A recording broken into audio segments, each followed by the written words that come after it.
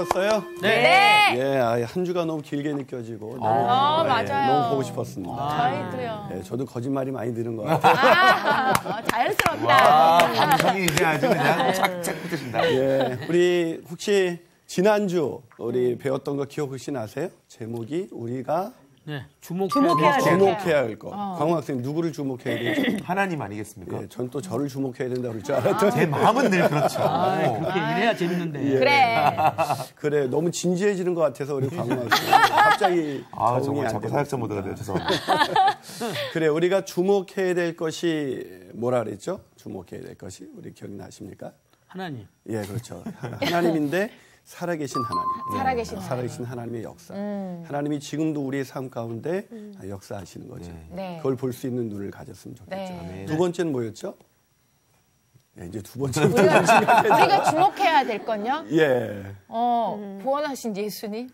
예, 부활하신 예수님이시죠. 우리 예수님께서 왜냐하면 지난번의 내용이 베드로의 설교였죠. 솔로몬 행각에서. 네. 그 행각에서 설교의 핵심은 예수님께서 부활하셨다. 부활하셨기 때문에 그분이 지금 우리 삶 곁에 계시는 거죠. 네. 예, 그분이 부활하지 않으셨다면 우리의 삶도 우리가 그분과 동행할 수 없겠죠. 네. 부활하신 그 주님이 계셨기에 40년 동안 안진뱅이로 있었던 그 안진뱅이가 일어날 수가 있었던 거죠. 맞아요. 그런데 왜 우리는 그 부활하신 주님을 왜 못 봤죠? 왜 그 설교를 듣는 많은 사람들은 왜 부활하신 주님을 만나지 못했을까? 마지막 우리가 뭘 주목하지 못했기 때문이죠. 죄? 죄 때문에. 예, 광우 학생 상당히 촉이 밝아지고 있어요. 옆에 있어서 그래요. 옆에 있어서. 그래요. 우리의 죄를 회개하지 않을 때 우리는 부활하신 주님을 볼 수 없고, 그래서 살아계신 주님이 아니라 내 욕망에 사로잡혀서 그냥 엉뚱한 거 주목하면서 이렇게 세상에서 살게 되는 것, 그것이 우리의 한계죠.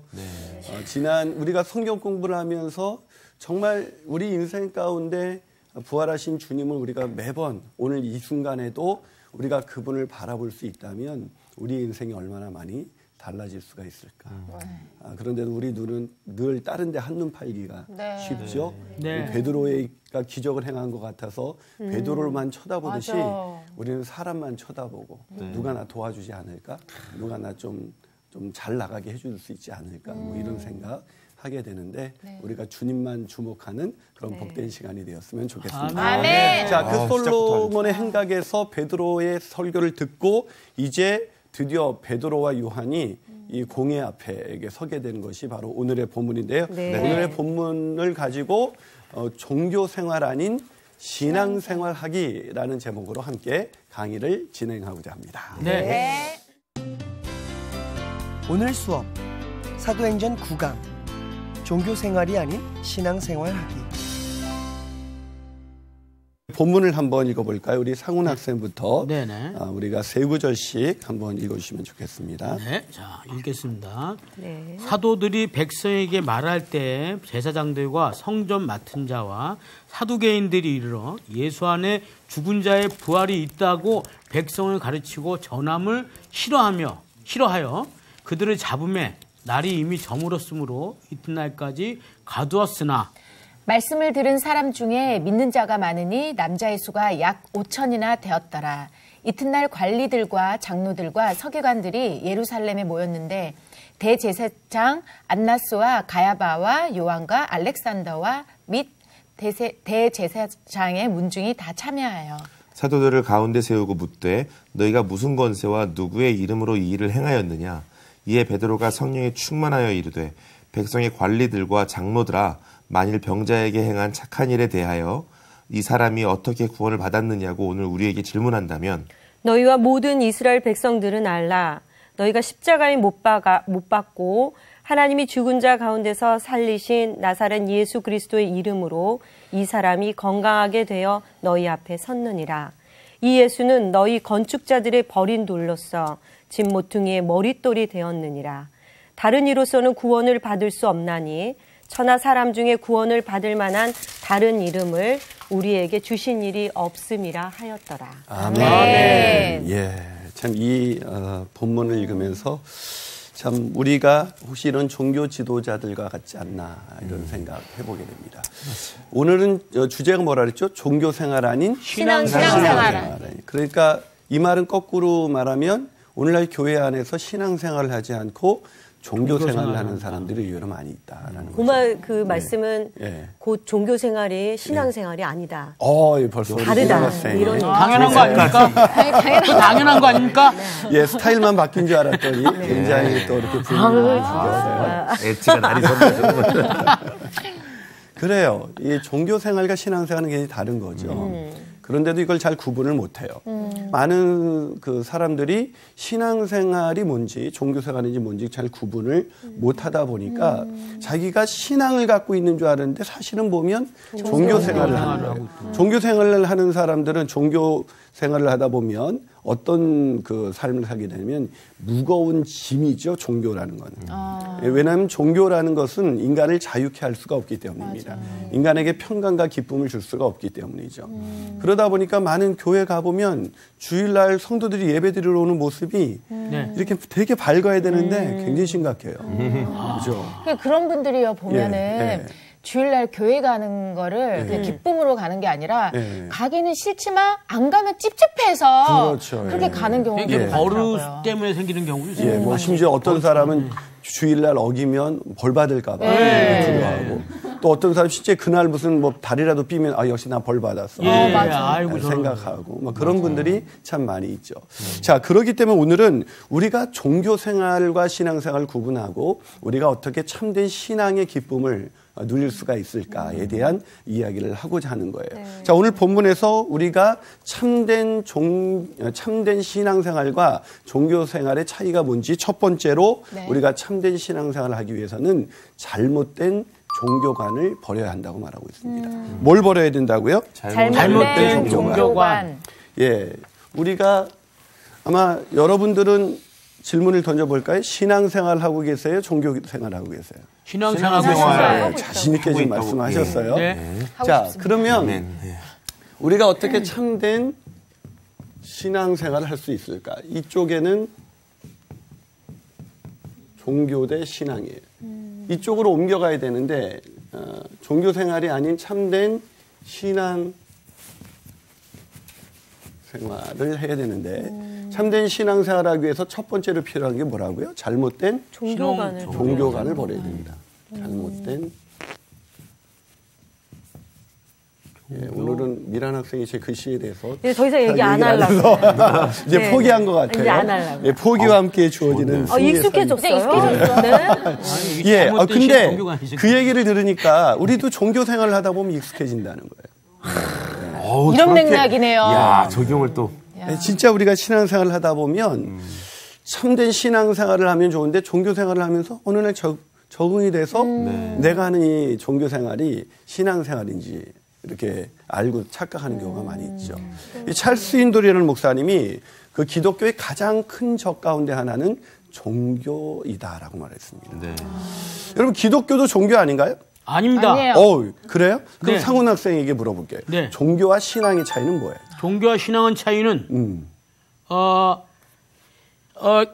머릿속에 생각은 나는데 뭔지 이게 알아. 정리가 안 되네. 입 밖으로 내뱉기가 애매한 거지. 랩하시는 줄 알았어요. 뭔지 알아.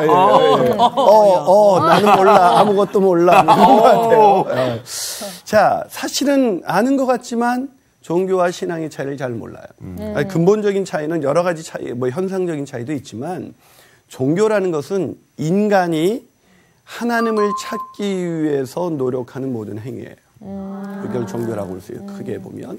근데 신앙은 뭐냐면 인간이 하나님을 찾기 위해서 노력하는 행위가 아니라 하나님이 자신을 인간에게 나타내 주셔서 우리로 하여금 믿음을 갖게 한 것. 그것이 제가 말씀드리고 싶었던 게 그거였죠. 정리가 안 됐어요. 머릿속에 맴돌았는데 표현이 안 됐던 거예요. 그게 그러니까 종교와 신앙은 굉장히 근본적인 차이가 있어요. 종교는 인간이 그런 인생에서 닥치게 되는 여러 가지 해결할 수 없는 문제를 신이라는 존재를 찾으면서 문제를 해결하기 위한 모든 행위. 그런데 신앙은 인간이 문제를 해결하기 위해서 노력하는 과정이 아니라 하나님께서 인간을 찾아오셔서 인간에게 자신을 나타내 주신다. 즉 계시해 주심으로 인해서 우리가 하나님을 알게 되고 그분을 믿게 된 것. 이것을 우리는 신앙이라고 얘기를 합니다. 그러니까 어떻게 보면요. 예. 신앙생활이 굉장히 그렇게 말씀하시는 목사님이 설명하시는 걸 들으면 예. 굉장히 신앙생활이 저희가 아무것도 하지 않아도 예. 하나님께서 저희를 찾아오시는 거기 때문에 예. 되게 쉬워 보이잖아요. 그렇죠. 종교생활은 저희가 막 계속 막 예. 이렇게 뭔가 달라 막 이런 노력이다, 뭐 어떤 이런 거. 네. 신의 마음에 들기 열심히. 위해서 노력해야 되고 계속 참 근데 예. 사람들은 종교생활을 하지 신앙생활을 잘 안 하고 있어요. 그렇죠. 쉬워 보이는데 제일 어려운 근데 거. 왜 그럴까 진짜? 자, 왜 그럴까요? 오늘 본문에도 그렇게 누구보다도 하나님이라는 이름을 잘 알고 하나님에 대한 지식이 많은데 종교 생활을 하는 대표적인 사람들이 소개되어 있습니다. 자, 그것이 4장 1절이에요. 자, 네. 4장 1절을 한번 읽어볼까 읽습니다. 시작. 사도들이 백성에게 말할 때 제사장들과 성전마장자들과 사두개인들이 이르러. 자, 거기 누가 나오죠? 제사장, 네, 제사장들 또 성전 성전 맡은 맡은 자 또 사두개인. 맞습니다. 이 세 사람들이 그 당시 대표적인 종교 생활을 하는 사람들의 모습이라고 할 수가 있습니다. 자, 여기서 대제사장은 어떤 사람이에요? 대제사장은 누구보다도 백성을 하나님께 인도하는 사람이죠. 그렇죠? 또 성전 맡은 자는 어떤 사람이에요? 여기 아래 써 있네요. 경비대장이라. 예, 근데 우리가 경비대장 그러면 그냥 추운 날 뭐 밖에서 경비 쓰는 이런 사람 정도로 생각하는데 그 요세푸스라는 사람이 쓴 유대 전쟁사라는 그 책을 읽어보면 그 당시 유대의 그 유대 그 교 안에서 서열 2위에 해당하는 사람이 바로 성전 맡은 자였습니다. 그러니까 굉장한 종교적인 파워를 권력을 가진 사람이죠. 레위인들하고는 좀 다른 건가요? 예, 뭐 레위인하고는 다른 거죠. 또 사두개인들은 어떤 사람이에요? 사두개인들은 그 당시 가장 유대교의 한 종파로 바리새인들과 더불어 강력한 그런 세력을 가지고 있었던 종교 지도자들이었죠. 근데 이 세 부류의 대표적인 그런 종교 지도자들이 예수님의 부활을 믿었어요, 안 믿었어요? 안 믿었습니다. 아이러니하지 않아요? 성경을 누구보다도 잘 알고 그 구약이 오실 그리스도에 대한 이야기이기 때문에 오히려 베드로가 이 솔로몬 행각에서 설교를 하면 아, 우리가 기다렸던 분이 바로 이분이구나 하고 믿음을 가져야 될 것 같은데 오히려 굉장히 누구보다도 하나님을 잘 알 수밖에 없는 사람들이 오히려 예수님을 배척하고 오히려 예수님을 위협하고 박해한단 말이에요. 그러니까요. 그런 것 같아요. 예. 이렇게 저도 이제 뭐 신앙생활을 오래 했지만 예. 이렇게 신앙생활 오래 하신 분을 좀 위험하게 좀 빠질 수 있는 그 성향이 굉장히 자기 안에 이렇게 뭔가 이렇게 갇혀서 어떤 새로운 무언가가 있었을 때 쉽게 받아들여지지 않고 맞아요. 되게 딱딱한 거. 자기에게 맞는 종교관에 서는 거지. 그치, 그치. 그렇죠. 예수님도 딱 나한테 틀에 우리 맞춰서. 광우 학생이 정말 중요한 얘기를 했는데 왜 이 사람들이 참된 신앙을 갖지 못하는가? 자기 안에 잘못된 종교관을 갖고 있어요. 그걸 틀이죠, 틀. 내가 바라보는 하나님, 내가 만든 하나님. 종교는 인간이 만든 거예요. 인간이 하나님을 찾아가는 과정이기 때문에 인간이 생각하는 하나님. 그래서 그것이 뭐 해와 달일 수도 있고 그런 하나님이 창조한 오히려 그런 피조물을 자기들이 믿는 신으로 섬기죠.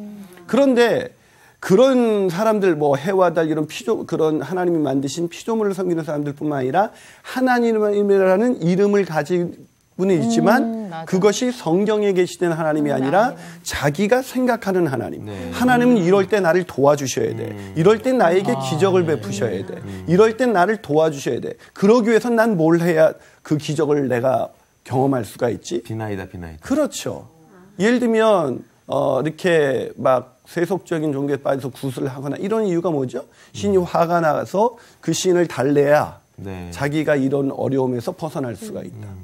어쩌면 우리의 기도나 우리의 모든 신앙적인 행위라고 일컫는 것이 사실은 종교적인 틀 안에 있는 경우가 참 많이 있다는 것이죠.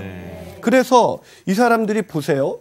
그런 종교적인 틀이 얼마나 강하면 2절에서 이 솔로몬의 이 복음을 듣고 말씀을 듣고 이런 반응을 보입니다. 자, 2절을 우리 한번 광우 학생이 읽어볼까요? 네, 예수 안에 죽은 자의 부활이 있다고 백성을 가르치고 전함을 싫어하여. 자, 예수 안에 죽은 자의 부활이 있다. 이게 복음 아닙니까? 네. 이게 얼마나 우리를 살게 하는 것이고 우리가 알지 못했던 걸 하나님이 우리에게 알려주신 것이죠. 그런데 이거를 백성을 그렇게 가르치고 전한다는 것을 뭐 했다고요? 싫어했다. 이 원문에 보면 이 싫어했다는 단어를 얼마나 강조하냐면 맨 앞에 나와 있어요.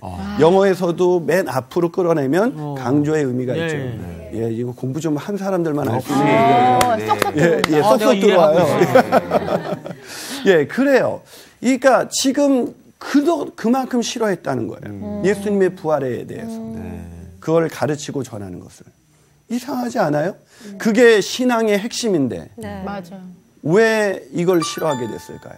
우리만 알고 있고 니들은 알면 안 돼? 뭐 이런. 그거보다 더 무서운 건 자기가 만들어낸 그렇죠. 하나님의 기준이 있는데 그렇죠. 그러니까. 자기가 생각한 특히 사두개인은 네. 부활을 믿지 않았죠. 네. 그렇죠. 예, 그들의 교리 속에는 부활이 없었어요. 그러니까 도저히 받아들일 수가 없었죠. 왜? 자기들은 사두개인들은 그것을 통해서 자신들의 그런 기득권을 유지하고 있었거든요. 잘못된 종교관을 가지고 있으면 근데 이 잘못된 종교관이라는 게 혹시 저와 여러분 가운데도 내가 생각하는 하나님 성경이 계시된 하나님이 아니라 내가 생각하는 하나님에 대한 틀을 갖고 있으면 우리도 종교 생활하기가 쉽다는 겁니다. 그렇죠. 이 종교 생활을 하는 사람들의 가장 큰 특징이 뭔지 아세요? 마음에 기쁨이 없다는 거예요. 자유함이 없고 행복이 없어요. 늘 불안하고 예. 진리가 우리를 자유케 하는데 진리가 아니기 때문에 종교라는 거는 진리가 아니기 때문에 우리가 그걸 추구하면 추구할수록 기쁨이 없죠. 여러분 혹시 여기 오기 전에 여러분의 마음 가운데 정말 아무것도 가진 것이 없어도 행복하세요? 굉장히 너무 자신 있게 씁쓸하네요. 굉장히 어려운 질문. 참 정직한 분이에요. 저런 분은 종교 생활에서 신앙 생활을 옮기기가 아주 가능성이 많은 분이에요. 우리는 우리를 위선으로 그래서 그럴듯한 신앙인으로 보이기 위해서 내 안에 사실 기쁨도 없고 그런 만족도 없고 평강도 없는데 반가워요 집사님 하고 집에 가서는 굉장히 외롭고 우울하게 시간을 보내죠. 자, 그런 잘못된 종교관을 왜 갖게 되었을까요? 왜 이들은 그 틀을, 종교관을 다른 말로 해볼까요? 그들이 만들어낸 하나님에 대한 틀, 이 하나님에 대한 틀을 왜 갖게 됐을까요? 자기가 생각하는 메시아, 자기가 생각하는 복음, 예. 뭐 이런 것들을 자기들의 틀을 만든 것 때문에 그런 게 아닐까요? 예, 지금 우리 광우 학생이 반복해서 말씀하는 단어가 있어요. 자기가 생각하는, 자기가 원하는. 그래. 핵심은 뭐냐면 잘못된 주인의식. 그러니까 누가 주인이에요? 예수님이 주인이어야 되는데 누가 주인이에요? 자기 자신. 내가 주인. 이 주인이 누구예요? 바로 나. 자신입니다. 자신. 근데 이 자신은 어떤 사람이에요? 이 사람은 바로 죄인이거든요. 죄인이 주인이 되어서 사니까 죄인이 원하는 것, 죄인이 욕망하는 것 이런 모든 것들은 사실은 그 사람에게 필요한 것이 아니라 사실은 그 사람에게 독이 되는 것이죠. 근데 이런 것들을 막 갖습니다. 제가 어렸을 때 이제 애들을 키우다 보면 엄마들이 느끼는 게 있어요. 애들을 키우다 보면. 우리 윤정 학생도 꼭 올해는 이렇게 아름다운 짝을 만나게 되겠어요. 주여! 아멘! 주여! 몇십니까? 아멘. 자, 우리가 어렸을 때 애들을 이렇게 키우다 보면 애들이 제일 먼저 배우는 말이 뭐냐면 잘하는 말이면 내 거. 맞아요. 특히 남의 집 가서 남의 집 아이 장난감을 내 거라고 말을 하면 굉장히 당혹스럽고 내 거다. 내 그게 심지어요. 예. 3살 때 저희 아이가 꿈을 꾸는데 자는데요. 갑자기 잠꼬대를 하는 거예요. 내 거야! 내 거라고!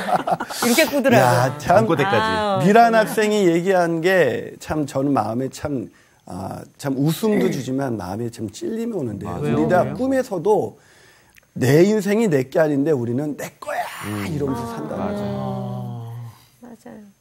우리가 그렇게 살잖아요. 그 어린아이만 그런 게 아니라 그 내 게 아닌 건데 그 남의 거를 갖지 못한 거에 대한 그 욕망을 버리지 못하는 게 바로 인간이에요.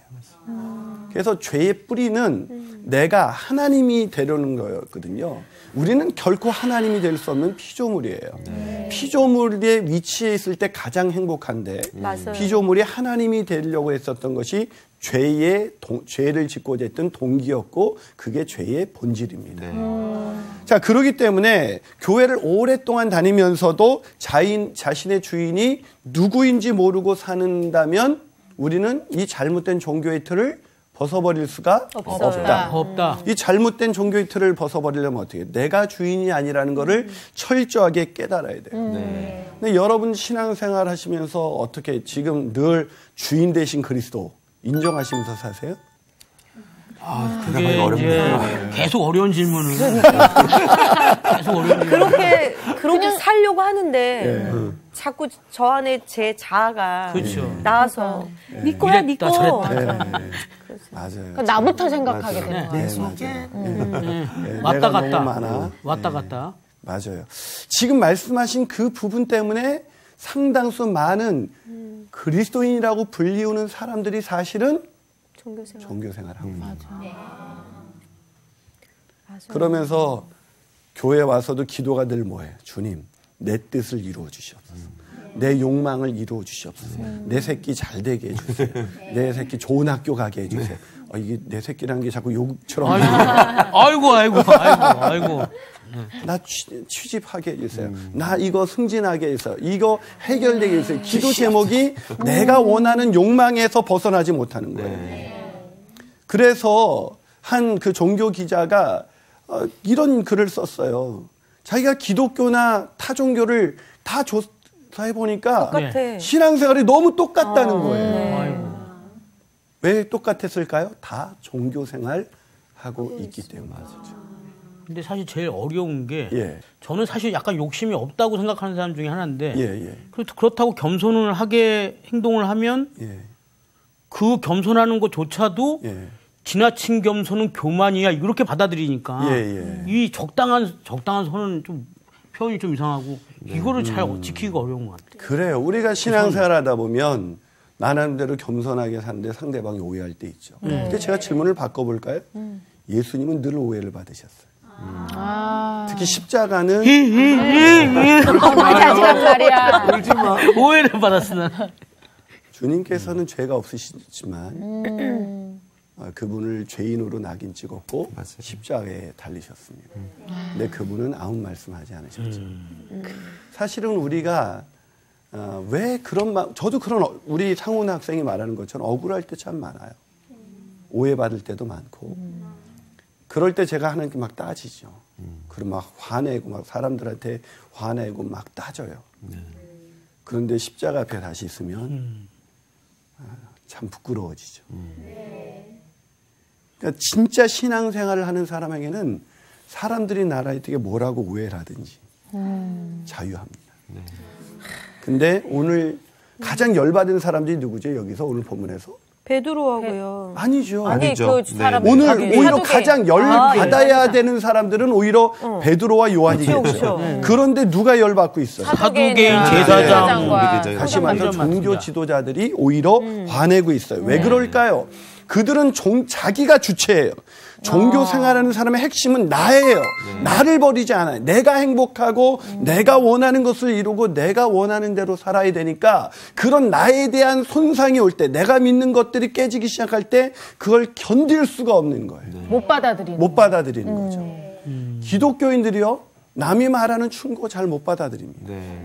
특히 목사님들은요. 설교에 대해서 뭐라고 하면 막 발끈합니다. 주로 제 얘기하는 거예요. 다른 목사님들이 하는 얘기가 아니라 너무 겸손하죠. 그러니까 제가 글씨 얘기할 때 발끈하시잖아요. 역시 우리 미나한테 너무 예리해가지고 제가 숨을 곳이 없어요. 그래요. 우리가 이 나라는 신앙의 출발은 예수가 내 인생의 구주이시고 주님이시다.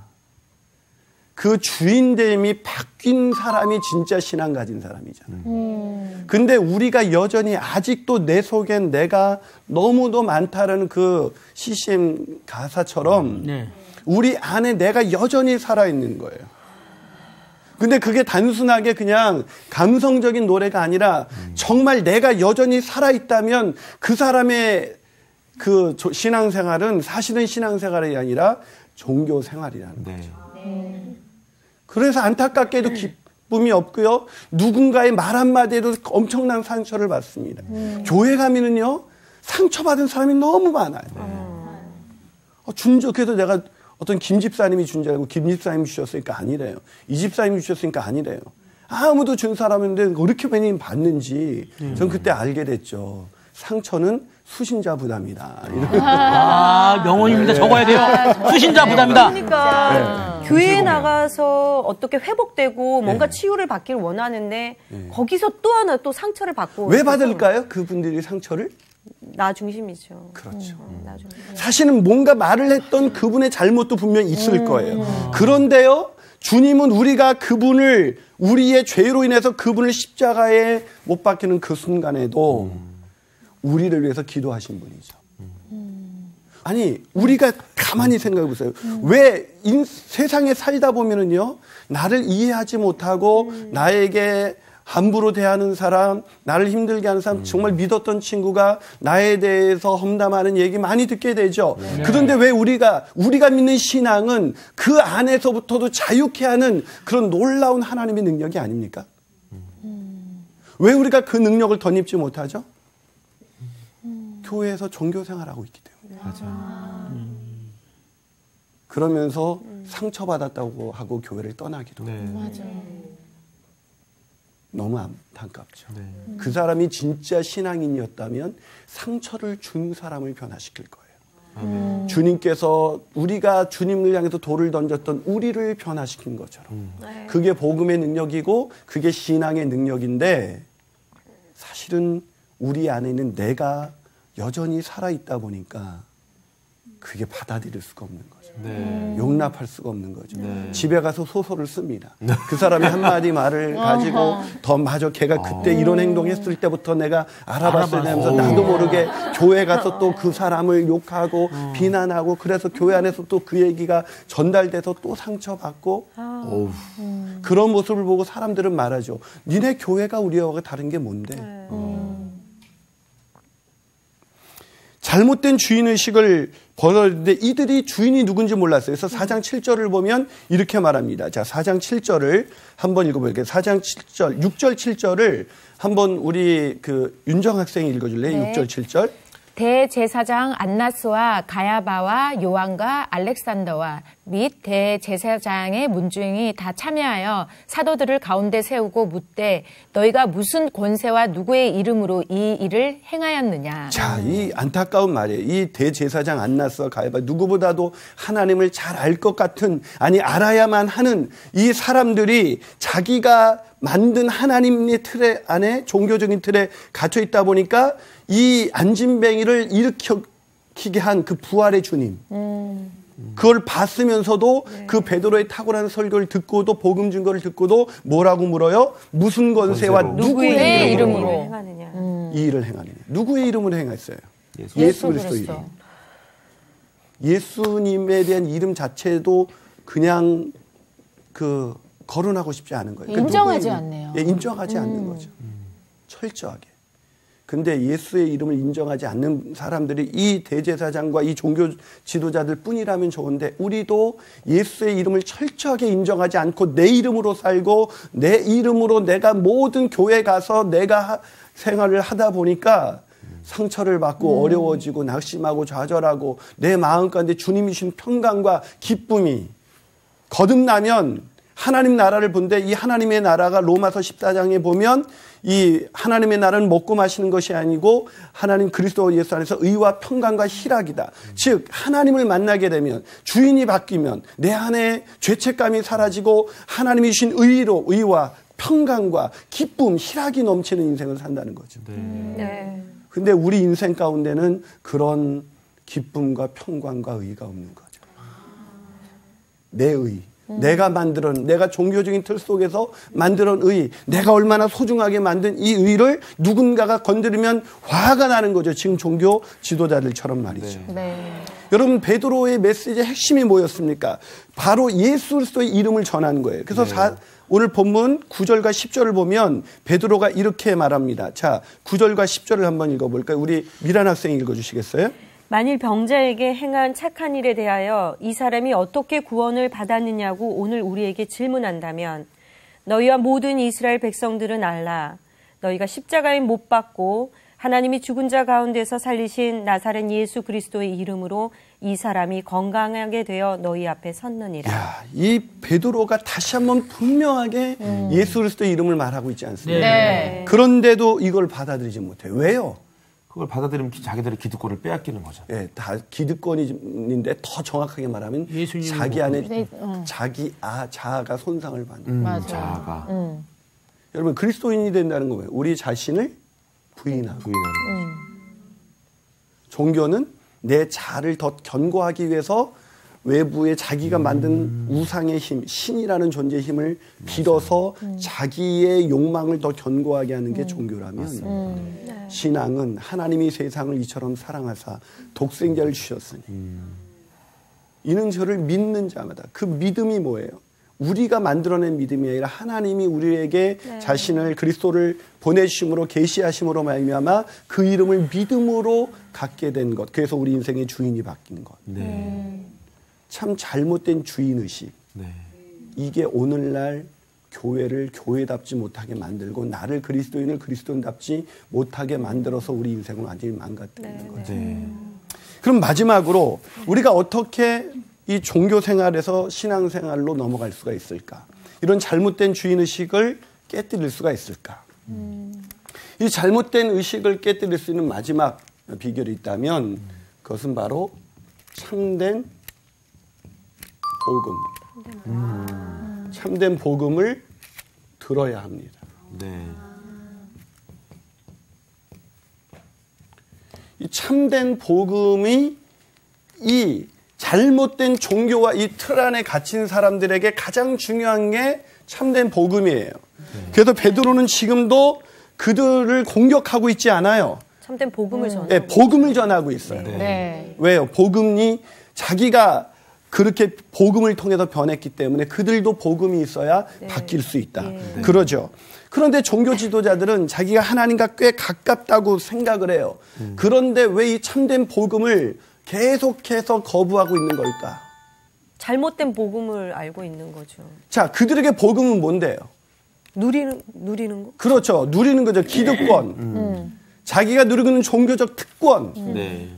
그 특권이 자기에게 가장 복음이죠. 오늘날에 아주 쉬운 말로 하면 자, 복권 뭐 당첨된 게 복음이에요? 아니면 예수 그리스도가 날 위해서 이 땅에 오셨다는 게 복음이에요?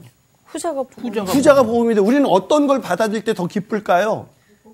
복권. 슬프다. 오늘 너무 솔직한 분들만 나오세요. 슬퍼. 정직하세요. 복권이지만. 저도 그래요.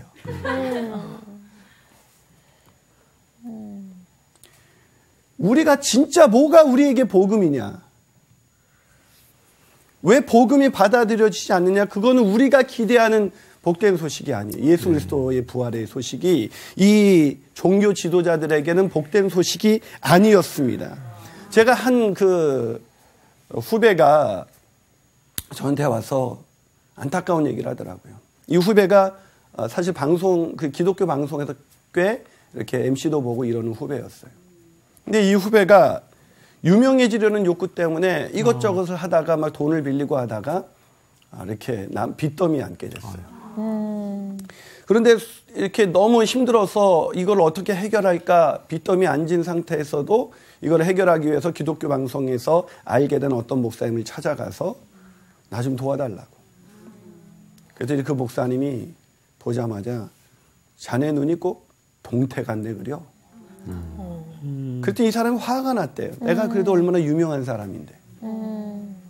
그러면서 그 목사님이 하는 말이 막 너무 기분이 나빠가지고 이렇게 나왔었는데 돌아보니까 그 말이 머릿속에서 지워 떠나진 않더래요. 자네 눈이 꼭 동태 같고 그려. 그것이 너무 떠나지 않아서 다시 그 목사님을 찾아갑니다.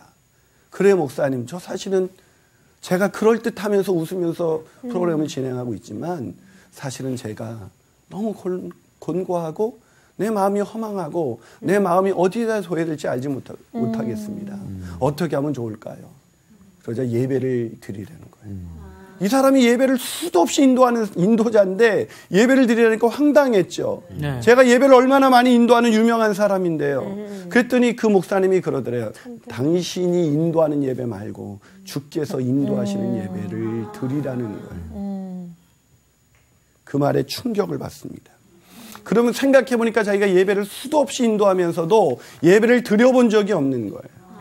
종교적인 일을 하는 사람들, 이게 신앙이 아닌 종교로 전락한 사람들의 문제가 뭡니까? 수많은 예배의 자리에 있으면서도 거기서 들려오는 하나님의 말씀이 자신에게는 들려지지 않는다는 거예요. 설교자들의, 저를 비롯해서 설교자들의 한계가 뭡니까? 설교를 하면서 그 말씀을 자기에게는 적용하지 못한다는 거예요.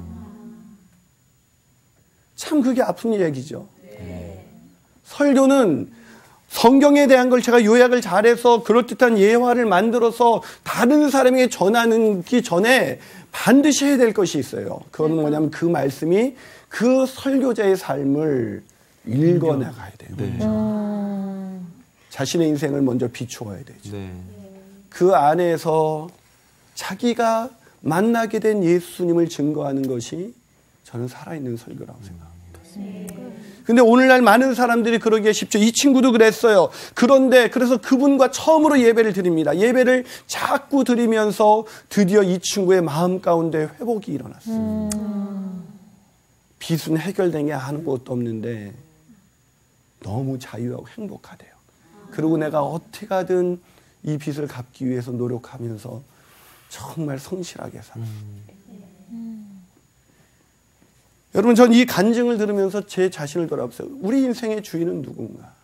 우리는 끊임없이 기독교라는 신앙이라는 테두리 안에 들어와 있지만 그 들려오는 복음이, 말씀이 나에게 정말로 복음으로 들려지고 있는가? 아니면 세상에 있는 내가 원하는 그 어떤 것이, 그 돈이나 그런 물질이나 세상의 명예나 권력이 나에게, 인기가 나에게 더 중요한 복음인가? 정직하게 내가 원하는 어떤 것 하게 됐어요라는 말을 들을 때 내 표정과 주님이 나 같은 죄인을 위해서 십자가에서 죽으시고 부활하셨다는 그 얘기를 들었을 때 내 마음의 상태는 어떤가? 오늘 이 사람들에게는 복음이 들려지지 않았습니다. 결국 왜 이 일을 행했느냐고 계속 묻게 됐죠. 결국 오늘 베드로는 이렇게 말을 합니다. 12절 우리 다 한번 같이 읽어볼게요. 12절입니다.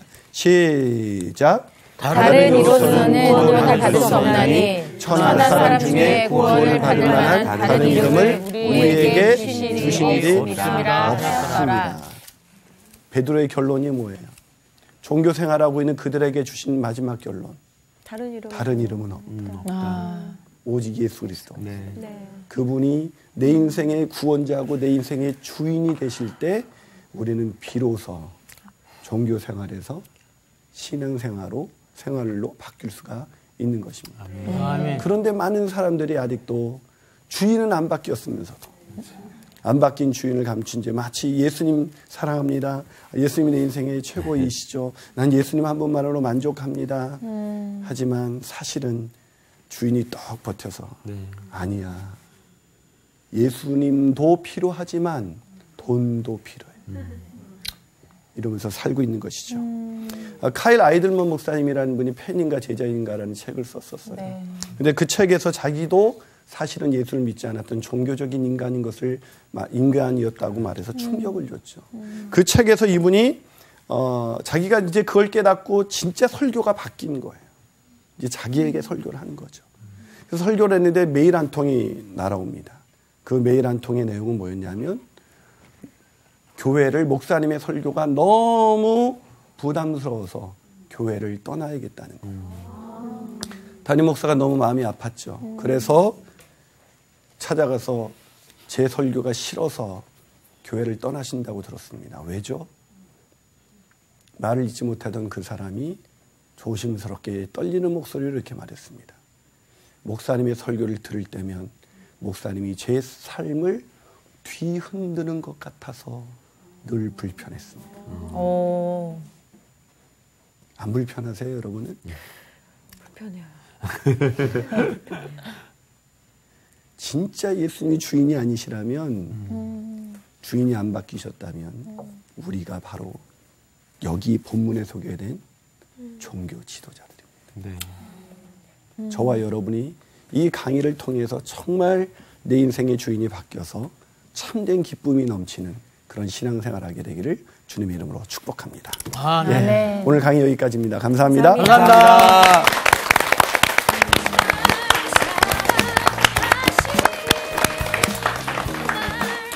내가 있잖아. 신앙생활을 하고 있다면 끊임없이 굉장히 하나님과의 대화며 이런 어떤 기도를 통해서 내가 자꾸 이렇게 뭔가를 깊이 생각하면 불편해지면서 이렇게 뭔가의 작은 변화들이 생기고 이럴 텐데 내가 그러지 않고 그냥 평범하게 오늘이 그날이고 그날이 그날인 것처럼 지내고 있다면 난 종교생활을 하고 있는 거 아닌가 싶어. 그럴 수도 있지. 그렇지.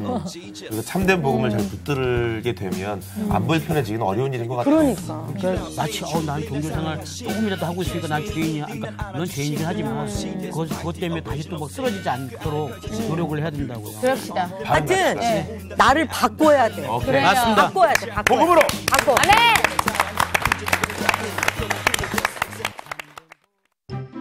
이번 주 퀴즈입니다.